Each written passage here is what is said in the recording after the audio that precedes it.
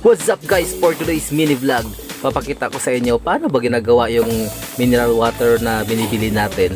So ito guys, yung maliit na tube na yan ay nilalagay nila doon sa parang heater, and then ipapasok nila dyan sa blower. So ayan, makikita natin paglabas yan na yung ginagamit nating mineral water.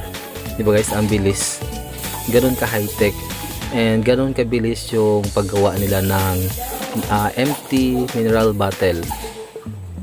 Ayan, so iniipit lang yung bottle na maliit, and then paglabas voila, ayan na.